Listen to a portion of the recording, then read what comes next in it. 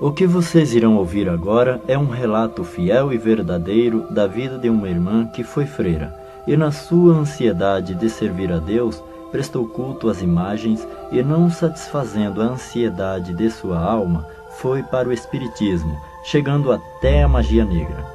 Sabemos que a senhora usou vários nomes. Qual é o seu verdadeiro nome? Meu nome é Dalva de Oliveira Morgado. Irmã, como foi a sua ida para o convento?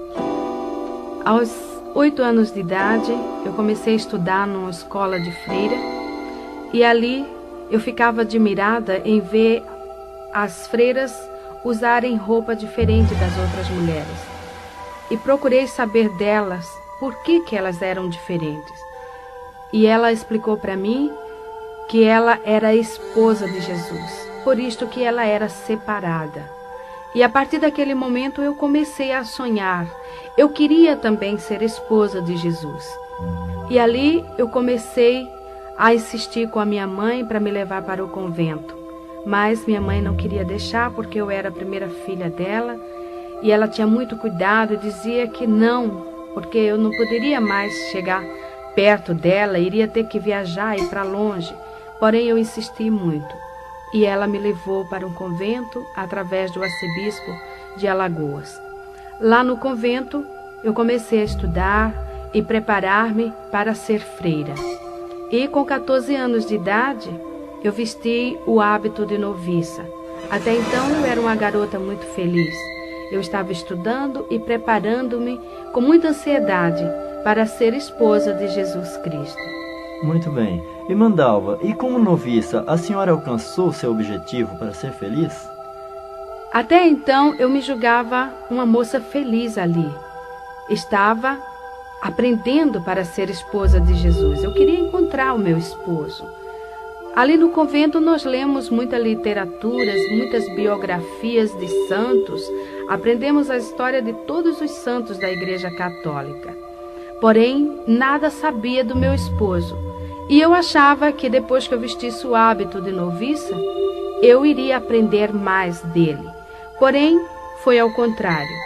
A minha vida começou a viver num clima de terror ali dentro, pois as imagens dos chamados santos começaram a falar comigo. Uma tarde, eu estava sentada na Gruta de Lourdes, sentada numa pedra, lendo um livro, e de repente eu ouvi alguém chamando-me e dizia: Dalva, vem cá, olha para mim. E eu procurei por todos os lados pensando que fosse uma amiga, porém não encontrei ninguém. E mais uma vez ouvi chamar, e quando eu me virei, estava a Nossa Senhora de Lourdes com as mãos estendidas, os olhos piscando, e dizia: Dalva, vem cá, vem para mim. E eu saí gritando que não queria mais ir para aquele lugar e que eu não queria ela. E fui aos pés da superiora, expliquei para ela, porém ela achou e falou para mim que eu estava com um problema de ilusão de ótica, que aquilo na realidade não tinha acontecido. E se acontecesse, eu devia ter ido para saber dela o que ela queria, porque era comum os santos falar com as pessoas. Porém, eu tinha muito medo. Irmã Dalva, lá no convento, vocês liam a Bíblia? Não, não podíamos ler a Bíblia e nem tampouco pegar na Bíblia, porque a superiora nos ensinou desde que entrei para o convento que a Bíblia era sagrada e só o padre podia pegar e ler. Porém, eu era muito curiosa, eu queria saber o que estava na Bíblia. E por que a gente nunca entendia, apesar de estudarmos o latim, mas estudávamos apenas a missa em latim. Mas quando ele dava a pregação, não entendíamos nada, não sabíamos nada. Uma vez eu conversando com o padre, o capelão lá do convento, ele falou para mim que, aleluia, porque na sexta-feira da Paixão, aquela missa muito comprida, começava das 9 até 1h da madrugada, e ele dizia que estava procurando aleluia. E eu queria saber o que era aleluia. E ele explicou para mim que aleluia era uma gota do sangue de Jesus que estava dentro da Bíblia e que mudava de lugar, passava de uma folha para outra. E ele tinha que ler todo até chegar onde estava esta gota deste sangue, e ali seria achada, aleluia. E se não encontrasse essa gota de sangue, o mundo acabaria.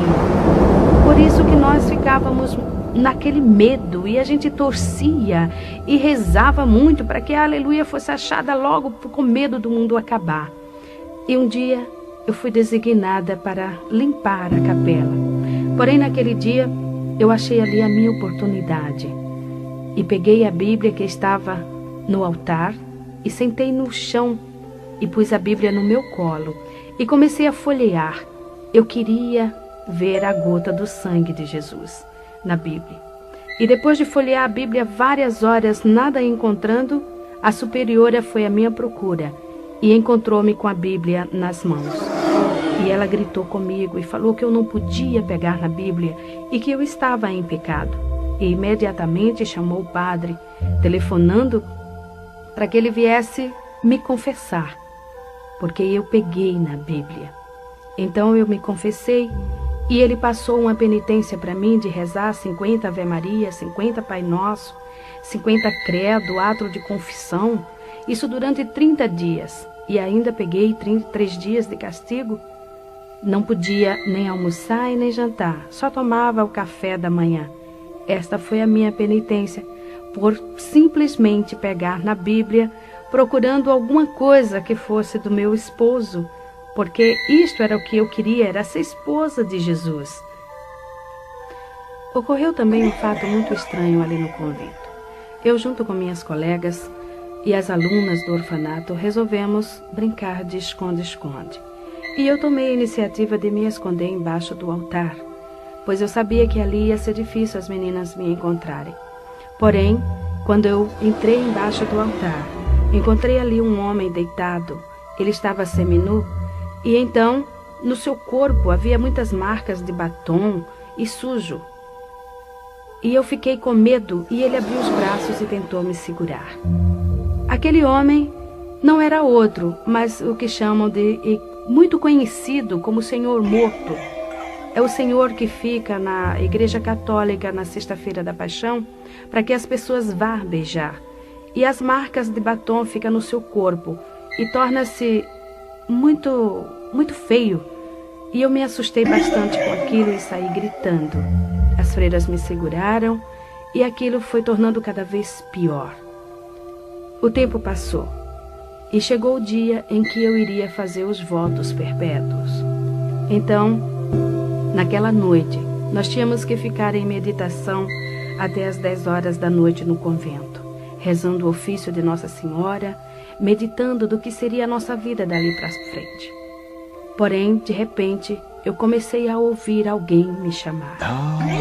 E eu comecei a tremer de medo, fiquei arrepiada. Eu sentia que meu cabelo estava em pé. E eu procurei pensando que fosse alguma colega, porém não era. E assim na porta da entrada da capela, bem no alto, tinha uma cruz muito grande. Naquela cruz estava presa um Cristo do tamanho natural de um homem. E quando eu olhei para aquele Cristo, ele que fica sempre com o rosto pendido para um lado, ele estava com a cabeça firme, com a cabeça em pé. Os seus olhos piscavam insistentemente. Suas mãos presas na cruz mexiam os dedos no gesto de chamar. E dizia: Dalva, vem cá, olha para mim, vem cá. E eu comecei a gritar, a dizer que eu não queria ele, que eu não queria ir para ele. E eu gritando desta forma, aquelas pinturas do rosto dele tornou-se real. Aquela marca de sangue no peito dele também começou a jorrar e caía pelo chão. E as freiras que vieram me socorrer passavam por baixo daquela porta e sujavam-se no sangue que escorria pelo chão. E eu saía correndo porque eu dizia: não me toque, as suas mãos estão sujas de sangue. E elas fizeram um cerco, me seguraram e esfregava meu rosto no chão e dizia: veja que aqui não tem sangue. Porém era real. Eu via aquele sangue. Eu passei uma noite muito apavorada e eu chorava muito. De manhã, a superiora chegou para mim e falou: Dalva, você não pode fazer os votos e você não vai vestir o hábito de freira. Você vai para sua casa, vai passar um ano fora. Se você melhorar, você pode voltar a ter mais uma oportunidade de fazer os votos. Irmã Dalva, e depois que a senhora saiu do convento, o que aconteceu? Foi o seguinte, a superiora aconselhou minha tia levar-me em um psiquiatra, porque segundo ela eu tinha problemas psíquicos. Minha tia me levou a uma psicóloga e a um psiquiatra. Fiz um tratamento de 3 meses. A cabo de 3 meses, a psicóloga chamou a minha tia e falou para ela terminar com o tratamento, pois eu era uma moça normal, não tinha problema nenhum. E não adiantava continuar com esse trabalho.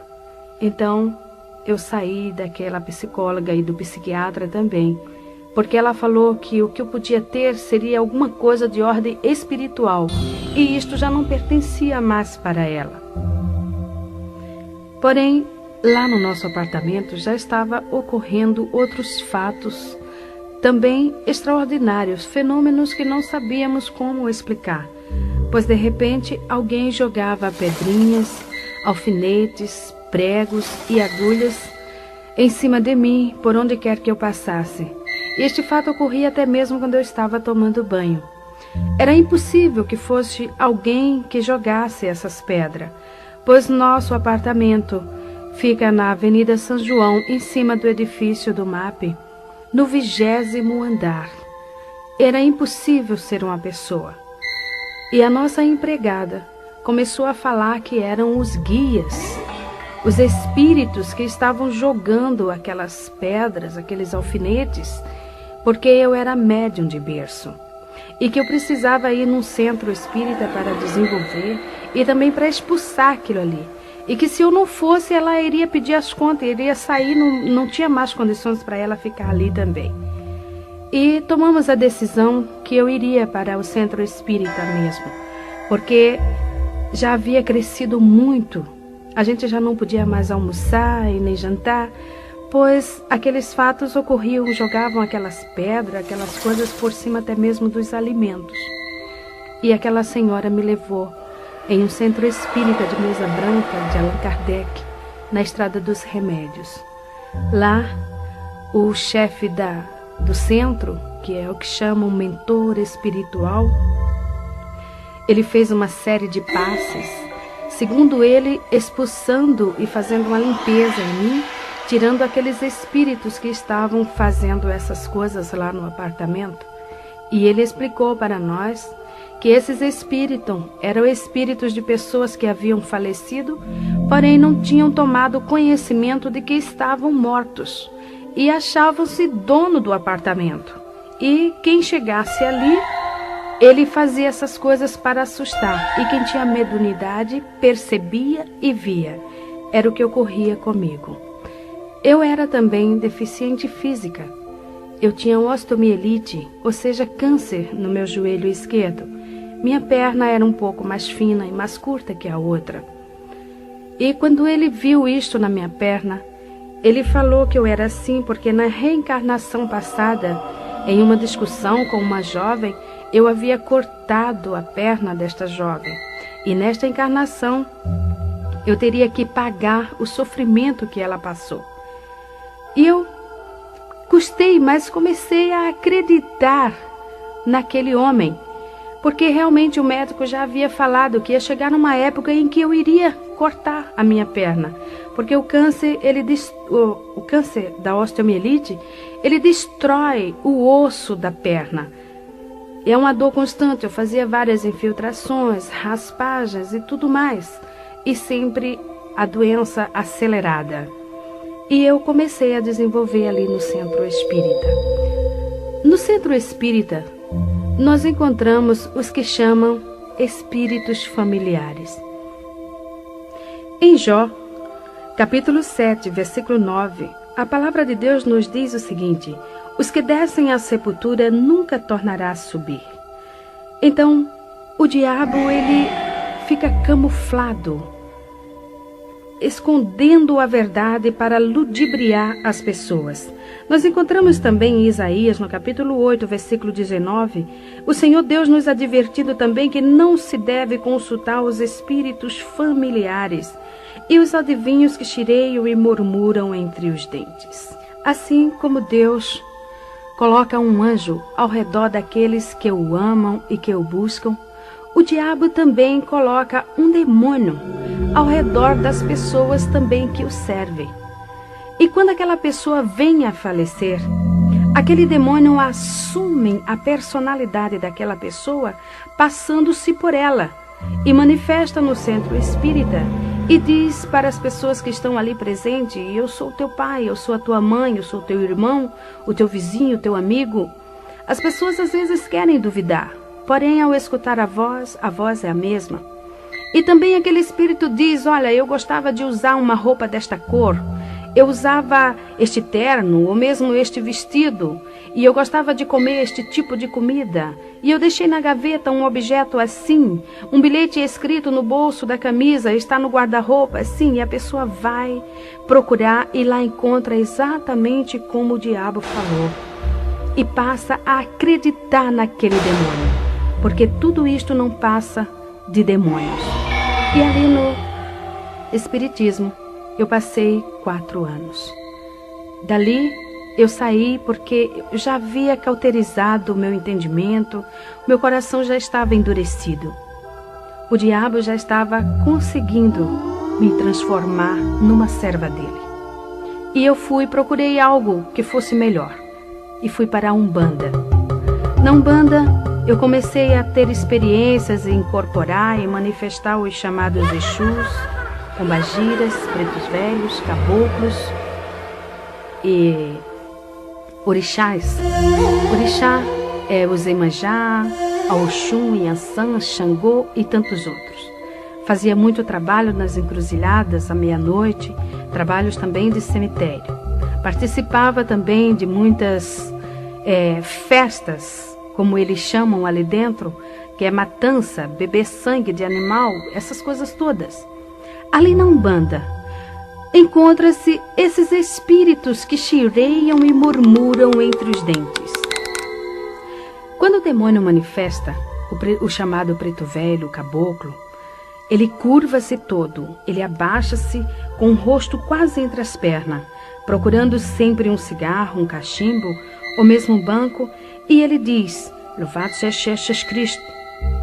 E as pessoas que estão ali ao redor julga entender que o demônio falou: louvado seja nosso Senhor Jesus Cristo.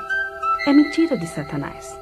A pessoa que está com seus ouvidos agravados, o entendimento cego, ela entende louvado seja nosso Senhor Jesus Cristo. O diabo, ele não pronuncia o nome de Jesus porque ele estremece, simplesmente em pensar no nome do Senhor Jesus. Mas eu também estava cega, eu também estava ludibriada. Meu coração já havia virado uma pedra. E depois de passar quase 5 anos na Umbanda, chegou um dia em que o chefe do terreiro chegou para mim e falou: Dalva, aqui não dá mais para você ficar, porque aqui ou eu ou você já está sabendo mais do que eu, você já recebe mais entidades do que eu, os trabalhos mais pesados já é você que faz, então procura algo mais forte, sai daqui. Irmã Dalva, segundo essa expressão do chefe do terreiro, o que significa essa palavra mais forte, um lugar mais forte? É o seguinte, a Umbanda tem uma grande diferença do Candomblé. Na Umbanda eles julgam-se, os umbandistas julgam-se que eles fazem somente o bem, eles não fazem o mal, eles só procuram ajudar. E não tem essas matanças, não raspa a cabeça, não faz essas coisas. O diabo ali, ele é mais sutil, enganando as pessoas, com essa história de que os pretos velhos são os negros africanos, os caboclos são os índios que morrem, enganando assim as pessoas. Lembro-me bem quando eu estava na Umbanda uma vez, o preto velho manifestou e falou, quando o meu senhor batia em mim, ele me colocava em cima de uma pedra de gelo, até aquele gelo derreter, eu estava ali sentado naquela pedra e ficava todo congelado. Hoje eu sei que o diabo estava mentindo, porque naquela época não havia geladeira. O homem ainda não havia inventado geladeira. Como aquele homem podia estar em cima de uma pedra de gelo? Mas quando estamos ali, somos cegos, não observamos essas coisas, totalmente cegos. Então, eu fui para o candomblé. O candomblé é mais forte do que a Umbanda, porque lá eles têm os chamados segredos de camarinha, os fundamentos, como eles chamam, é uma religião. Agora ela é religião. Ele veio da África para o Brasil e assumiu um poder muito grande aqui no Brasil, onde existem muitos adeptos, inclusive muitas autoridades, muitas pessoas aí de grande cultura, pertencendo ao candomblé, achando que está fazendo uma grande coisa. A diferença é essa, que o candomblé ele é mais forte. O diabo ali ele já está mais assim, vamos dizer, aberto.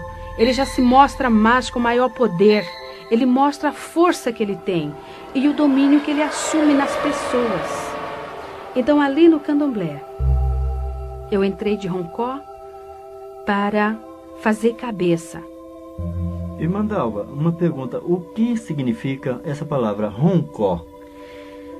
Roncó é um quarto pequeno, sem janelas. Ele só tem uma porta de entrada.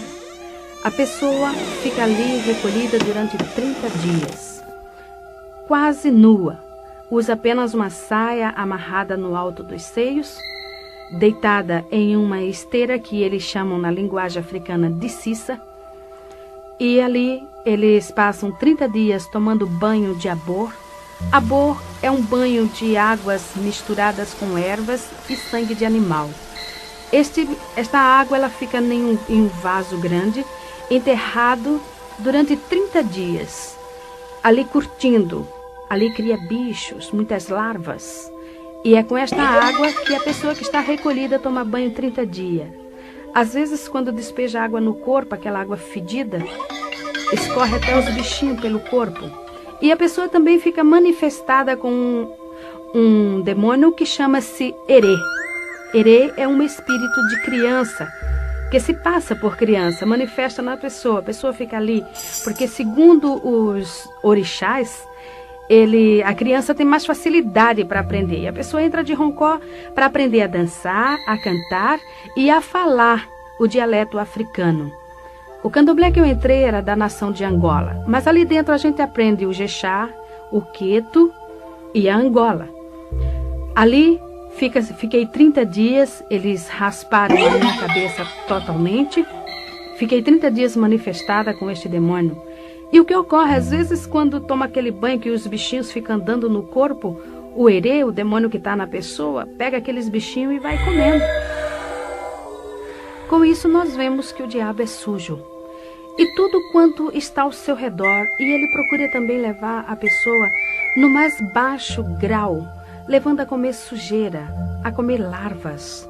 A pessoa fica ali dentro, a comida que vem são comidas que vêm sempre misturadas com sangue. São comidas, a gente não come o arroz, o feijão natural, é sempre aquelas folhas maceradas, é sempre coisas totalmente diferentes de um alimento normal de um ser humano. E depois de 30 dias que está passando por esta fase toda, que já aprendeu a dançar, já foi raspada a cabeça, então dá-se a matança de 21 animais. Aquele animal é tudo ele cortado em cima da pessoa, o sangue derramado no seu corpo e espargido em cima dos que eles chamam de sacudimento. São comidas que ficam ali expostas em tigelas e também pega-se com uma pedra que chama otá. Ali fica preso naquela pedra a vida da pessoa. Tudo que o pai de santo ou a mãe de santo quiser fazer com a pessoa, pega aquela pedra e chama pelo nome do orixá através daquela pessoa, porque a pessoa também recebe o nome do orixá, o nome que o próprio orixá vai dar no dia da saída dele, que chama saída do santo. Então ali ele pode fazer o que ele quiser com a pessoa, desde que é feito essa matança. Depois que é feita também curas, cortes no corpo da pessoa, que eles chamam de fechamento de corpo, que esses cortes são feitos com a navalha.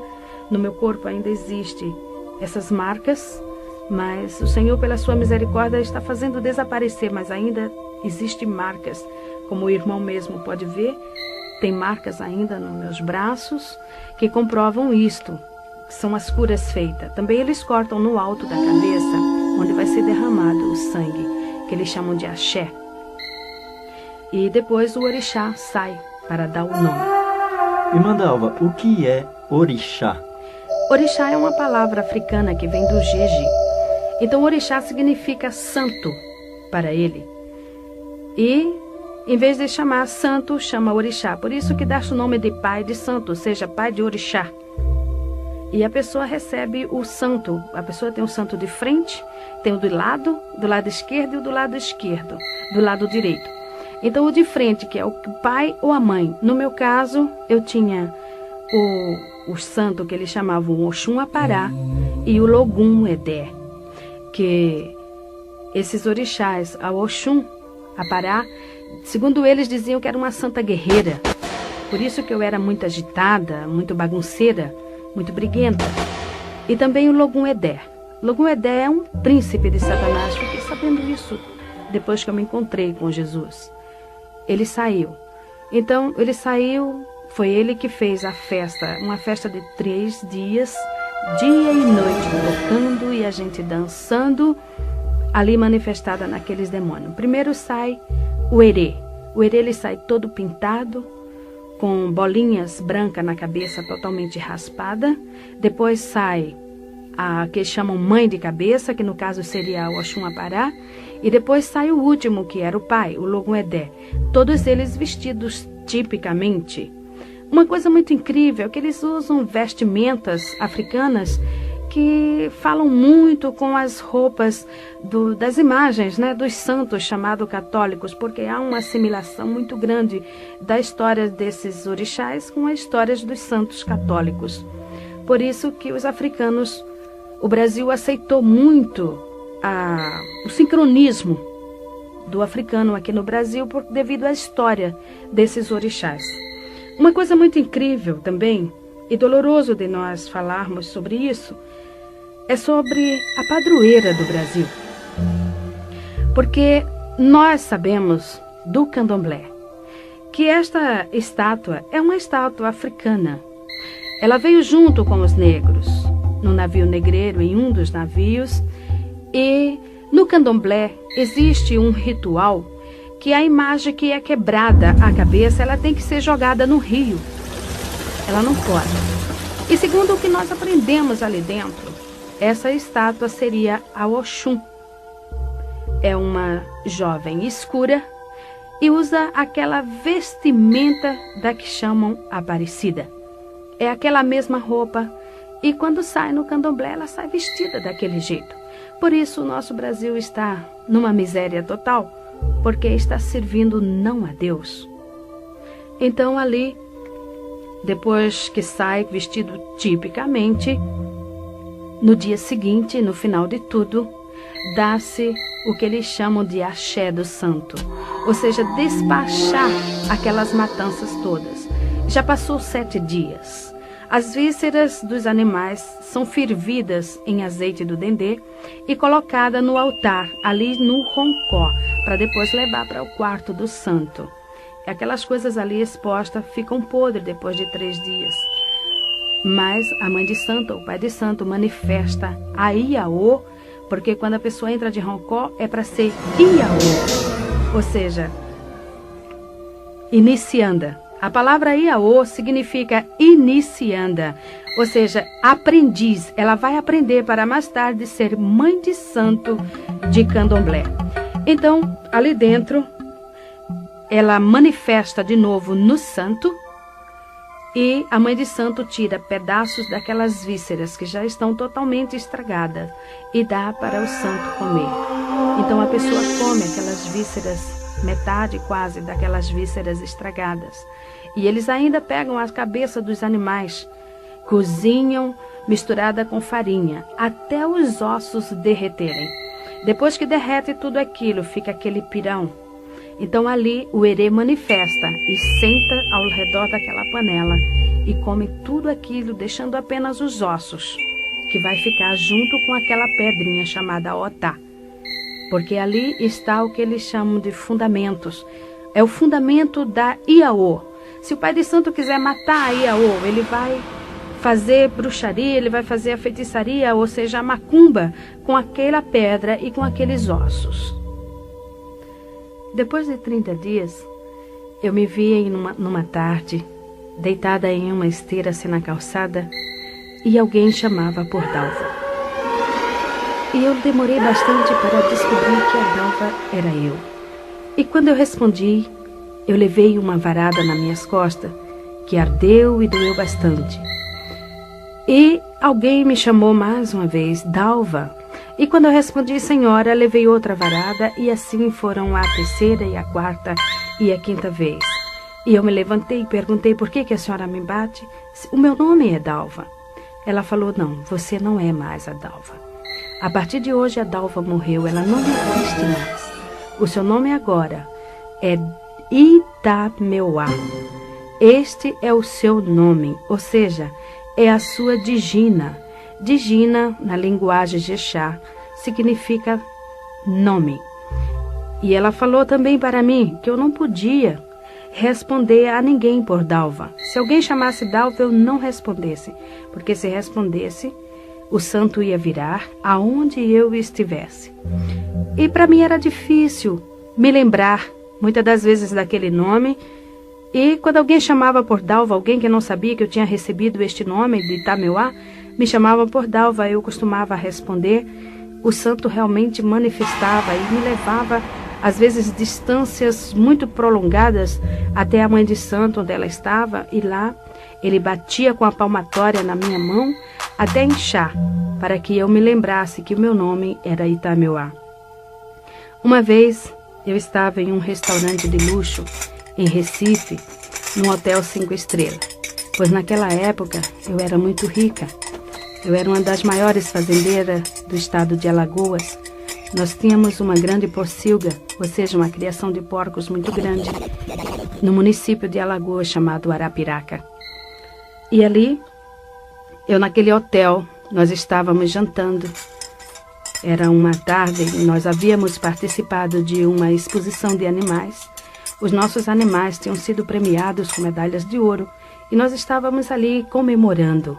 Então, de repente, alguém chamou Dalva para que eu olhasse que iria bater uma fotografia.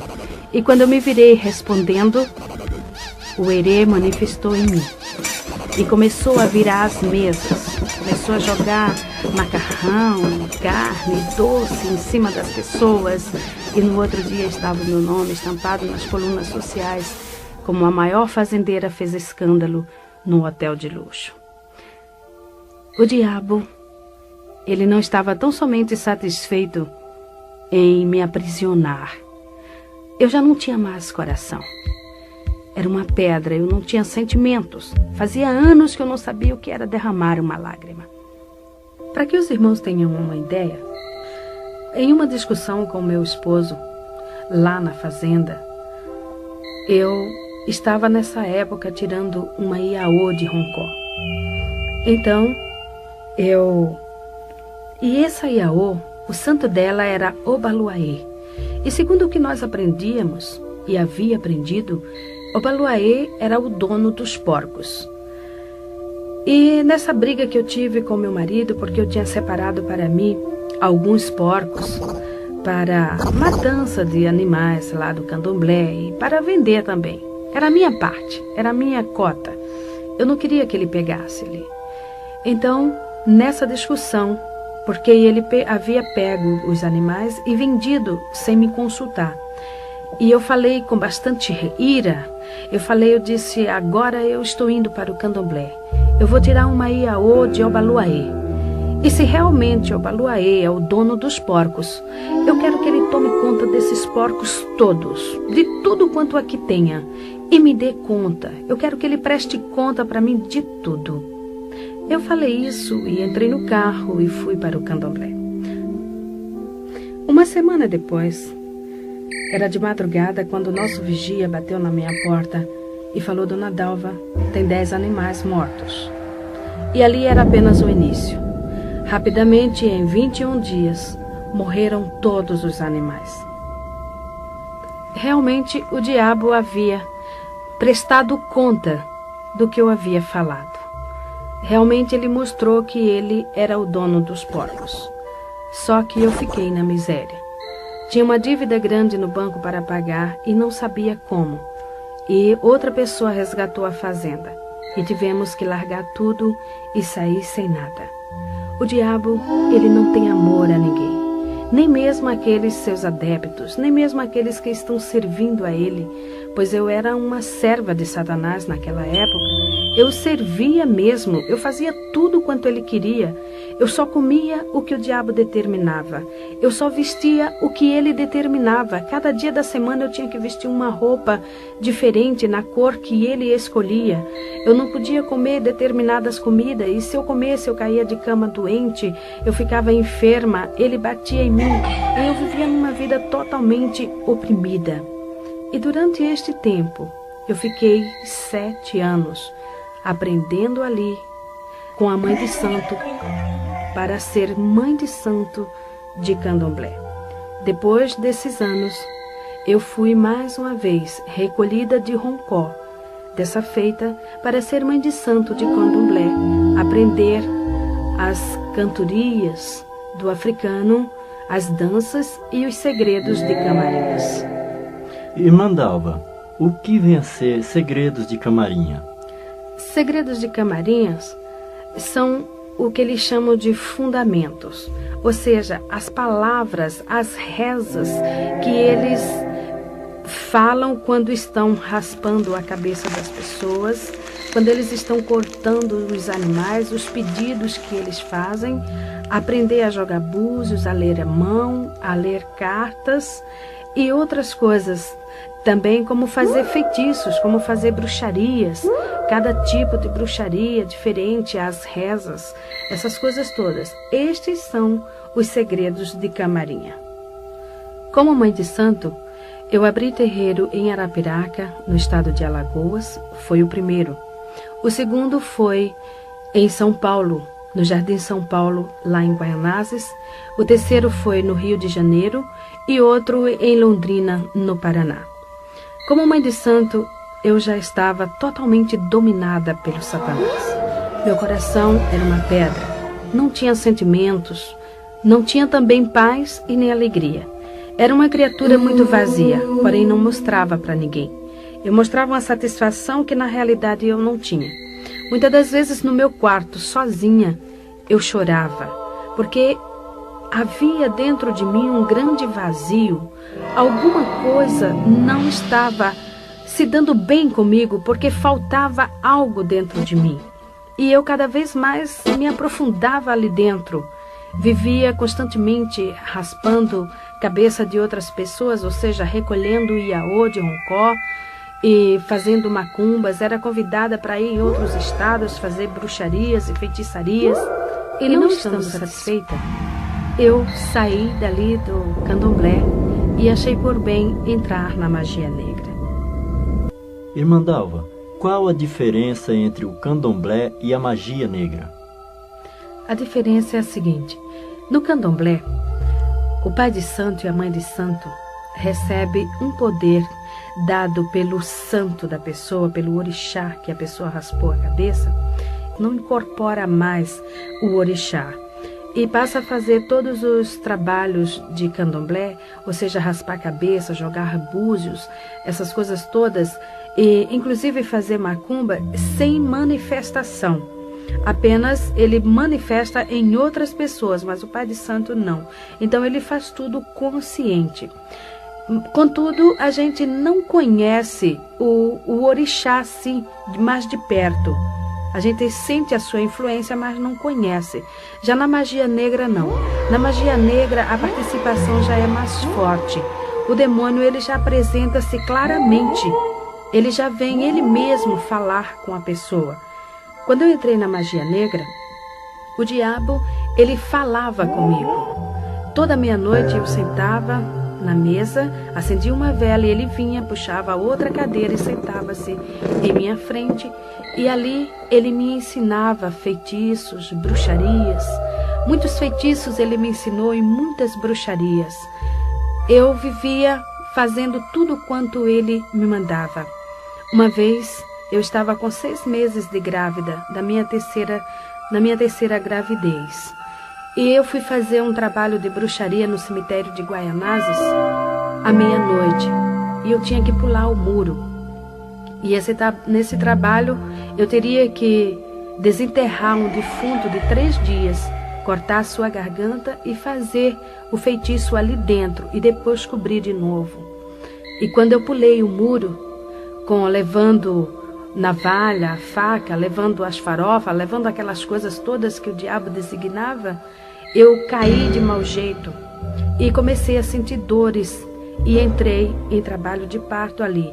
Mesmo assim, eu fui até a cova, onde durante o dia eu já havia marcado qual era, e consegui desenterrar o defunto e fazer tudo aquilo que o diabo havia mandado. Porém, 2 dias depois eu estava no hospital e perdi meu filho, que nasceu morto. E assim eu continuei. E eu fazia várias perguntas para o diabo. Ele apresentava-se para mim. Muita gente pensa o seguinte, que o diabo é feio, é preto, é torto, é aleijado, tem rabo, tem chifre. Porém, ele não é assim. Ele é um homem e, por sinal, ele é muito bonito. Por isso que ele engana as pessoas. Porque as pessoas julgam que o diabo é feio e, no entanto, ele apresenta-se muito belo, muito bonito e muito inteligente, por sinal. Ele fala também um português muito correto, uma linguagem perfeita. Ele falou também como ele agia nos bailes, nas discotecas. E uma vez eu pude observar também. Ele fica nas costas das pessoas, dançando junto com as pessoas. E depois ele começa a soprar no ouvido das pessoas, mandando fazer algum gracejo com a esposa ou com a namorada do outro. E assim começam as brigas. E quando começa a discussão, os tapas, então ele encosta-se na parede e começa a dar risada e rola pelo chão, balançando com as pernas. E as pessoas que não sabem correm atrás dessas coisas, não sabendo que é o diabo que está induzindo para elas. Uma outra pergunta também que eu fiz para o diabo foi sobre as velas. Eu não conseguia entender por que o diabo pedia tantas velas. Por que ele, quando ia fazer um despacho, ele pedia sempre 21 velas, 70 velas? E por que tantas velas? Então ele explicou para mim. Foi quando eu descobri que o diabo ele não tinha luz. Ele falou para mim, olha, Itameuá, eu não enxergo a luz. Eu falei, mas e o sol? O sol brilha aí durante o dia. Ele falou, não, eu não enxergo o sol. Eu não vejo luz nenhuma. A única luz que eu vejo é a luz da vela. Por isso que eu peço bastante vela. E os meus companheiros também pedem, porque aonde tem uma vela acesa, eu e os meus colegas vamos juntos. Porém, eu quero deixar aqui um lembrete seguinte. Não é aquela vela que o servo de Deus acende na sua casa quando falta luz. São velas oferecidas e sacrificadas aos demônios. Essas velas que se acendem às segundas-feiras para as santas almas benditas, para as almas das pessoas que morrem. Muitos costumam até acender atrás da porta. Não faça isso. Você está atraindo legiões de demônios para a sua casa. Com isso, a sua vida é um inferno. Nada dá certo. É uma opressão que o diabo dá para as pessoas, porque eles ficam alojados, esperando que você acenda mais vela. Por isso que a palavra de Deus diz que todo aquele que está em pecado é trevas. E a trevas não se mistura com a luz. Por isso que o diabo é treva. Você precisa também buscar a luz, porque Jesus falou, vós sois a luz do mundo. Quem tem a luz não anda em trevas, porque o que anda nas trevas é o diabo. E esse nós temos que tirar da nossa vida. Então também eu fiz uma outra pergunta para o diabo. Eu queria saber por que aquelas imagens de esculturas, os chamados santos lá do convento, viviam falando comigo, me chamando e tentavam muitas das vezes até segurar-me. E ele começou a dar risada e olhando para mim ele falou, ora Itameuá, era eu. Eu falei, mas como você? Ele disse, é muito simples. Cada imagem, ela tem um espaço vazio dentro de si. é o espaço exato que me cabe. Eu fico dentro da imagem ou atrás, para ouvir o que as pessoas estão pedindo para poder fazer. E assim, com isso, elas estão me seguindo. Com isso, elas estão fazendo o que eu quero. Irmã Dalva, e do catolicismo até a magia negra, a senhora conseguiu saciar o anseio da sua alma? Não. A minha vida era uma busca constante. Fui para todos esses lugares, procurando encontrar-me, procurando preencher este anseio da minha alma, porque eu sentia dentro de mim um vazio muito grande. Eu não tinha paz. No dia que eu não tinha com quem brigar, eu brigava comigo mesmo. Muitas das vezes eu entrava no meu quarto tão irada e eu puxava os meus cabelos até sentir que o couro da minha cabeça soltava-se de tanta raiva que eu sentia de mim mesmo. Eu não tinha paz, eu não tinha sossego. Faltava alguma coisa, e por isso eu me aprofundava mais e mais e mais ali dentro, porque eu aprendi e sempre falavam para mim que todos os caminhos levavam a Deus. E eu queria saber qual era o caminho que eu estava levando. Mas esse caminho eu não encontrei. A minha outra parte eu não encontrava de jeito algum. Irmã Dalva, como foi que a senhora chegou a conhecer o Senhor Jesus?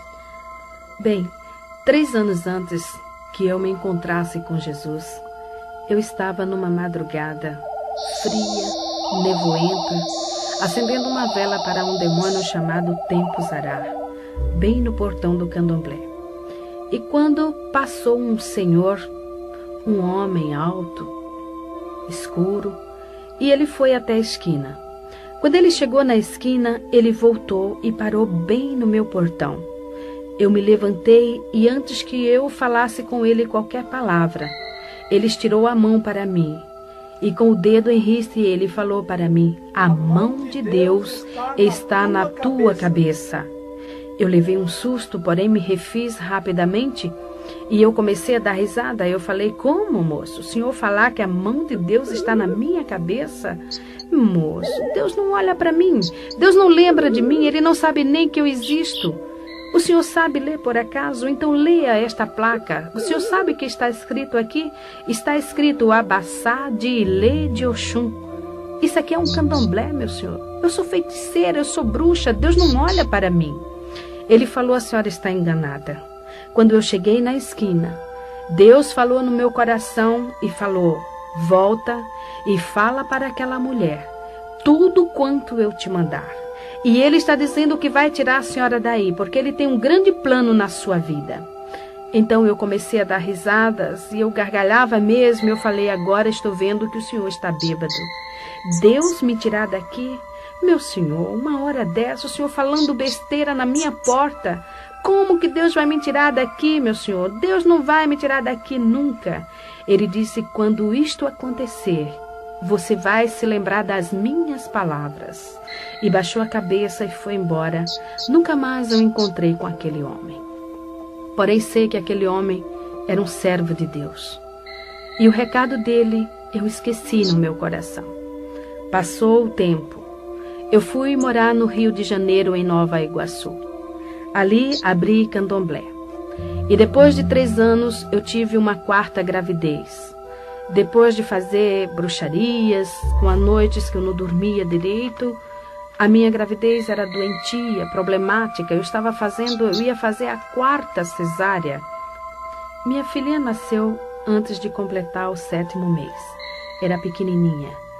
Teve toda sorte de enfermidade. Nasceu com os rins paralisados e internada no Hospital da Polícia Militar, no Rio de Janeiro. Ela ficou 4 meses. Depois, o médico pediatra me chamou e falou para mim parar com todas as minhas atividades e cuidar somente da minha filha, porque ela requeria um cuidado todo especial, e esse cuidado só a mãe poderia dar. E eu levei minha filha e aquele médico me fez assinar um termo de responsabilidade. Ele falou para mim: dona Dalva, eu estou entregando a senhora a uma criança viva. Esta criança ela pesa apenas 800 gramas, mas está viva. E eu quero que a Alice cresça. Toda semana a senhora vai me trazê-la aqui. Pare tudo e cuide só da sua filha. Quando cheguei em casa, eu falei, vou fechar o candomblé por 1 ano para cuidar da minha filha. E assim fiz. Fui até Tinguá, no Rio de Janeiro. Era lá que eu tinha o terreiro.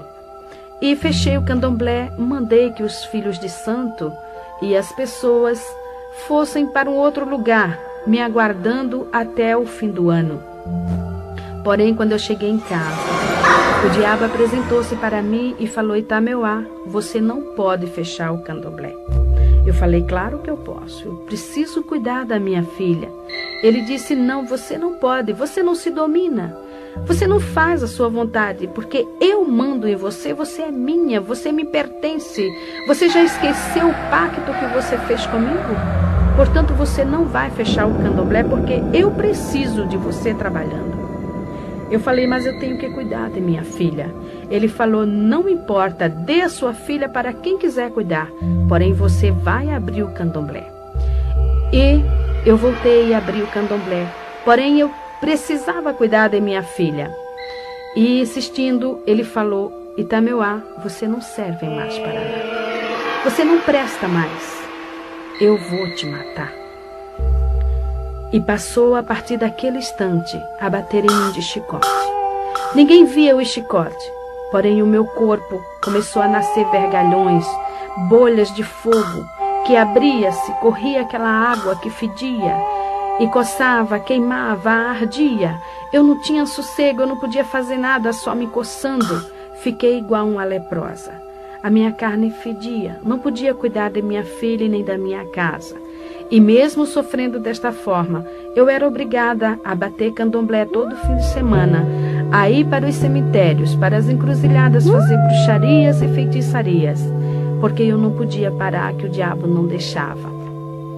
Foi aí então que o meu marido, o companheiro que eu tinha naquela época, nós havíamos casado no candomblé, ele lembrou-se que foi criado num lar cristão.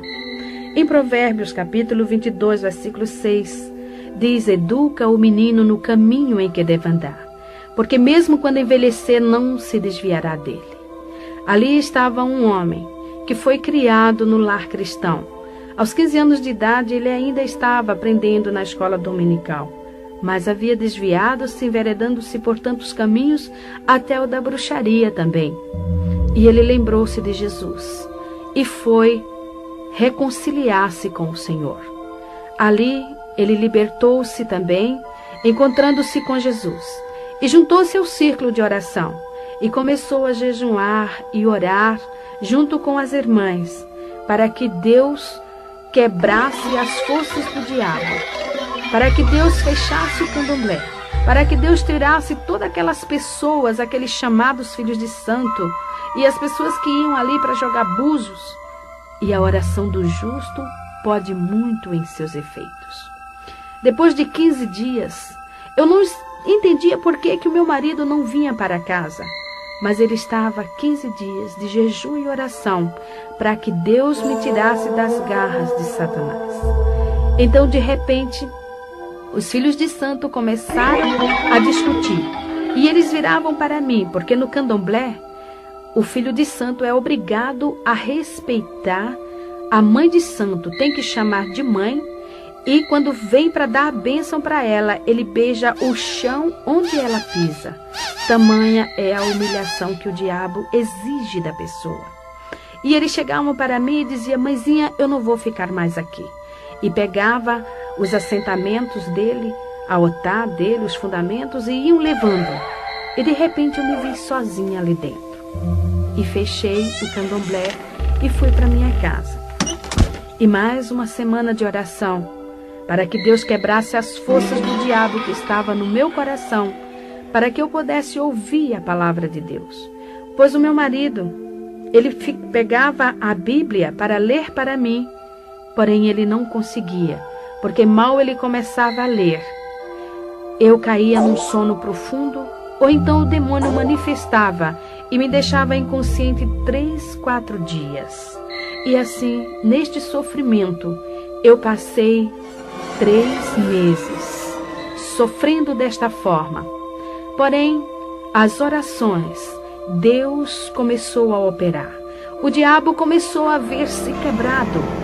E chegou para mim numa noite e falou: Itameuá, fala para o Ari te dar dinheiro e comprar tudo quanto for necessário e faz uma obrigação. Faz um bori, porque eu resolvi te perdoar. Irmã Dalva, o diabo perdoou mesmo a senhora? Não, foi um falso perdão. Segundo o diabo, ele chegou para mim e falou, depois que eu fiz a obrigação, ele disse que estava apenas me dando uma nova oportunidade. Só que com muita sutileza ele disse: bem, eu preciso levar alguém no seu lugar. E eu vou levar a tua filha. Ela é de 7 meses. E tudo que é de 7 é meu. Eu vou levá-la. Eu falei para ele: a minha filha você não vai levar. Ele disse: vou. Eu vou levá-la. Eu faço o que eu quero de você. E o que você tem é meu. Eu falei: não a minha filha. Porém, a minha filha começou a defecar sangue. Ela tinha dias que amanhecia com 42 graus de febre. Eu corria para o pediatra e quando eu lá chegava, a garota estava totalmente restabelecida. O médico olhava para mim, ria e dizia: Dalva, a sua filha não tem nada. Alice está muito bem. Você que está precisando de um tratamento. Você está precisando de médico. Essas feridas vão lhe prejudicar. Pois eu ainda estava com muitas chagas no meu corpo devido às chicotadas do diabo. Quando chegava em casa, continuava toda a enfermidade. Em Êxodo, capítulo 20, versículo 5, o Senhor diz que visita a iniquidade dos pais nos filhos até a 3ª e a 4ª geração daqueles que o aborrecem. Enquanto o diabo estava batendo em mim, eu estava acomodada, eu aceitava as suas chicotadas, eu não tinha força para lutar com ele, pois eu tinha consciência do que eu havia feito. Eu era uma pessoa realmente dependente do diabo. E eu aceitava tudo o que ele fazia porque eu tinha medo, eu temia.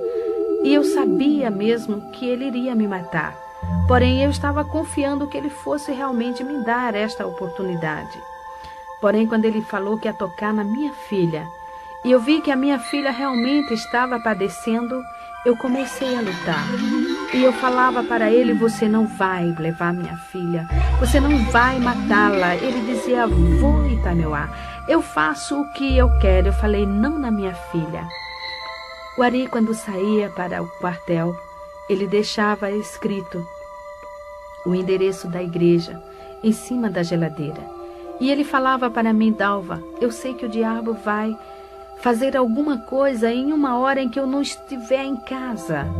E você vá para a igreja, porque só Jesus é quem vai salvar você e a nossa filha. E eu não dava muita importância. Porém, eu já ouvia a palavra de Deus. Ele já lia para mim em Apocalipse, capítulo 22, versículo 15. A palavra de Deus falando ali: ficarão de fora os feiticeiros, os cães, os mentirosos, os que se prostituem e falam mentira. E muitas das vezes esse versículo martelava a minha cabeça e eu dizia: eu sou feiticeira. Eu sou mentirosa também, porque eu induzo as pessoas a praticarem também o mal. A pessoa chega aqui e paga para fazer o mal para outro, eu faço. Eu sou bruxa. Mas eu não entendia, ficava de fora de onde? Eu perguntei para ele: de fora de onde? E ele falou: Dalva, fica de fora do reino dos céus, porque Jesus vai voltar. E se você não estiver com Jesus, você vai para o inferno. Foi aí então que ele me contou algo que havia acontecido há muitos anos. Há anos passados, quando eu estava no candomblé. Em uma noite, eu estava manifestada com a pombagira e ela tomava champanhe e cerveja junto com ele. Então ela virou-se para ele e falou: Ari, você sabe quem eu sou? Ele falou: eu sei. Você é um anjo caído. Você é um demônio. Você pode enganar todo mundo, mas a mim você não engana. Ela falou: é verdade. Porém, a Itameuá, ela não sabe que eu sou. E eu proíbo você de falar para ela isto. Outra coisa, Vamos aproveitar. Vamos fazer tudo que vier à nossa cabeça. Vamos fazer bastante coisas no mundo, porque o homem lá de cima já está voltando. E você e ela vai dançar comigo no fogo do inferno. Quando ele falou isso para mim, eu falei, então o inferno existe de verdade? Eu achava que o inferno fosse aqui, fosse aquela vida que eu levava, mas existia um inferno maior. E como era a pombagira que havia falado, eu passei a dar mais crença. Quando a minha mãe, que era uma serva de Deus, falava para mim, Dalva, Jesus vai voltar, isso é diabo. Eu dava risada na cara dela, começava a dizer aqui, Jesus vai voltar, só se ele for trouxa, minha mãe. Jesus veio aqui, puseram ele numa cruz, se ele voltar agora, vão pôr ele no paredão e vão metralhar ele. E a senhora vem com essa de Jesus voltar, isso é conto de fada. Eu achava que era história. Porém, ali estava um demônio chamado Pombagira, afirmando que o homem, o filho do homem, estava voltando. E eu iria ficar de fora. E foi assim que naquela noite eu estava com a minha filha sentada no tapete, encostada às minhas pernas. Eu estava ouvindo um disco que, por sinal, de macumba. Quando de repente a minha filha deu um grito e caiu de costas. E quando eu olhei para minha filha, ali o Senhor Deus abriu meus olhos. E eu vi aquele demônio que eu achava tão lindo, tão belo, que eu amava, que eu adorava. Ele estava agarrado ao pescoço da minha filha e as unhas dele eram tão grandes, entravam no pescoço da minha filha, como sugando a vidinha dela. Ela apenas estremecia sem poder respirar ou gritar. E eu peguei minha filha no colo e eu falei para ele, agora eu sei que você é diabo. Ele começou a dar risada. Eu falei, só que você não vai matar a minha filha, porque eu vou levá-la para a igreja. Ele disse, se você for, eu vou matar você na porta da igreja. Eu falei, a mim você mata, mas a minha filha você não vai matar. E saí correndo, peguei o endereço lá em cima da geladeira, pus a minha filha no colo.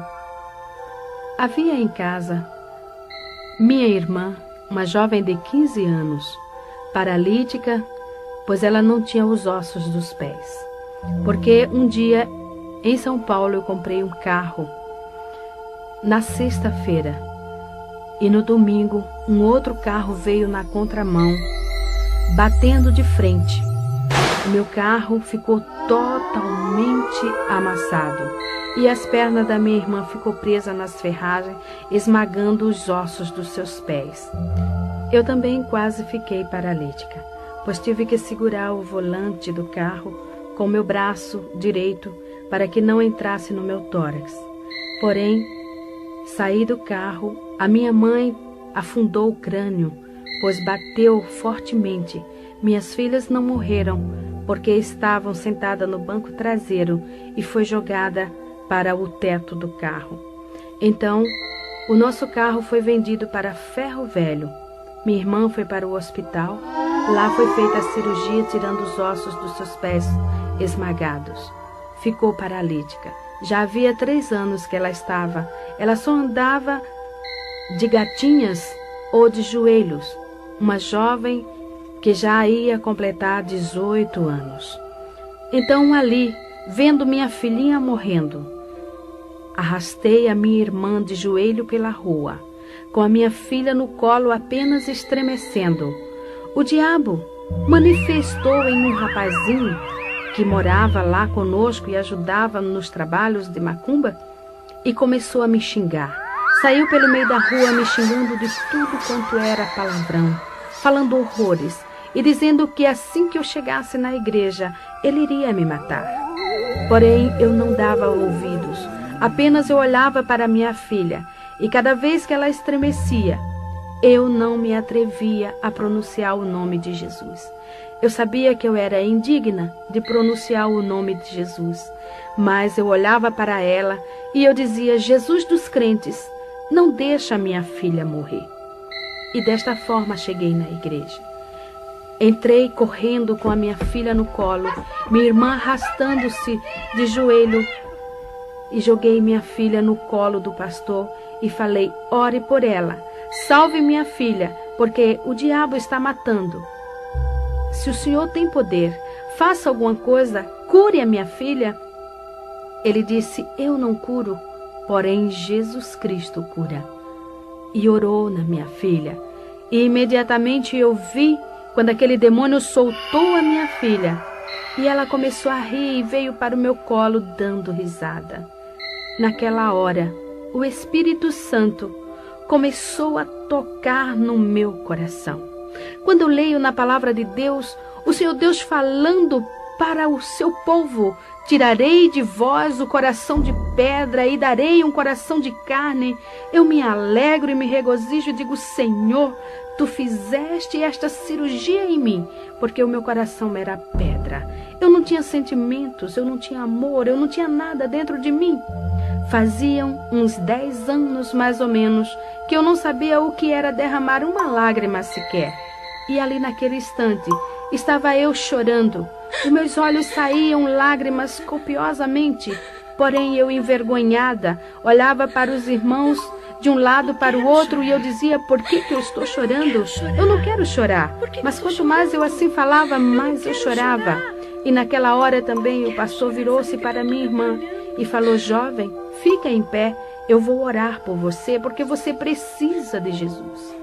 Então a minha irmã estirou os pés e mostrou para o pastor e falou: eu não fico em pé, porque os meus pés não têm ossos. E ele, olhando para aqueles pés atrofiados, falou para ela: Jesus pode te dar ossos novos. Você crê nisso? Você quer Jesus na sua vida? Ela falou: eu quero. E ele orou sobre os pés da minha irmã e ela imediatamente ficou de pé. Começou a correr, a andar ali na igreja. Eu comecei a soluçar. Eu olhava para minha perna com câncer. A minha perna continuava com a mesma enfermidade. Aqueles guias haviam me prometido curar e nunca me curaram. E ali estava, num piscar de olhos, a minha irmã andando, correndo, com os pés novinhos e a minha perna afinando e diminuindo de tamanho. Foi quando o pastor virou para mim e falou: senhora, eu vou orar agora por você. Eu olhei para ele e falei: não toque em mim, porque o diabo falou que ia me matar, que se eu morrer o senhor vai para a cadeia. Ele falou: mas Jesus te ama. Eu falei: moço, Deus não olha para mim. Eu sou feiticeira, eu tenho candomblé, eu sou da magia negra, eu já fiz pacto com o diabo, eu conheço o diabo face a face.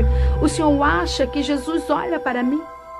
Ele falou: irmã, Jesus falou: vinde a mim todos os que estáis cansados e oprimidos, e eu vos aliviarei. Tomai sobre vós o meu jugo e aprendei de mim, que sou manso e humilde de coração, e encontrareis descanso para vossas almas. E a senhora está precisando disso. O diabo está lhe oprimindo. Jesus ama a senhora. Ele te perdoa.